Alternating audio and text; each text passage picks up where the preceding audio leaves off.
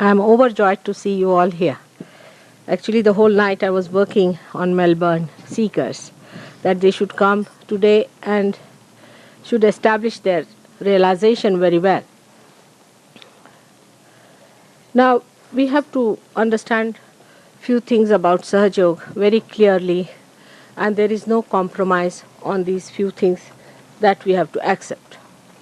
Because as I told you, truth cannot compromise for you, you have to compromise for truth. So the first is that Sahaja Yoga is not just a precept, it's not just a precept, it is practice. It's not just a mental idea. Now you've got realization, all right, but it's not sufficient. Even if you think that you've got realization, so now you are all right, you become the spirit,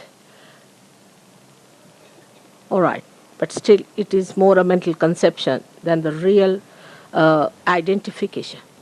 So it is not that if you become your realization, if you get your realization and you starts, the awakening of the Kundalini starts very well. Still, it is to be understood that it is the practice of Sahaja Yoga which is much more important than the precepts of it. There are many people in India who can't read or write, who don't have all these mental activities as you have. They are not so complicated as you are. Some of them are aboriginal people, just living in the villages, very simple people.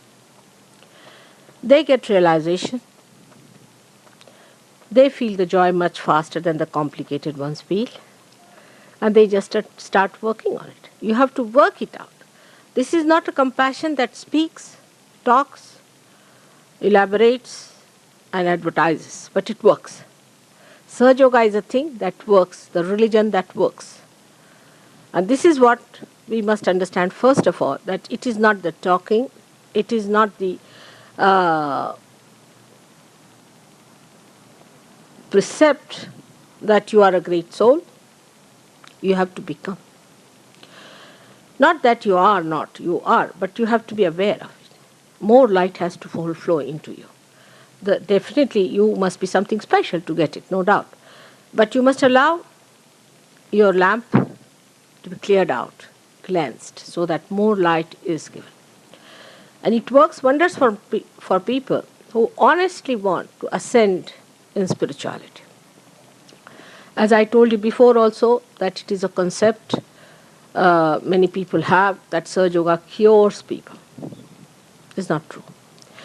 It just as a byproduct, it may cure you. Just as a byproduct. So, one has to understand the blessing has come to you only because you are a seeker. You have done lots of good in your past lives and this life also. And that God has chosen you to be in His kingdom. But it cannot be demanding. You cannot demand. You can't demand anything from God. He has to give you because He knows what you deserve. And He gives you much, much, much more than what you deserve. I mean, I've seen people who have been in Sahaja Yoga that after 1 year they start asking, Mother, what did we do to deserve all this? They just can't believe it. I said, it must be something. You must know that there must be something, that the blessings have come to you.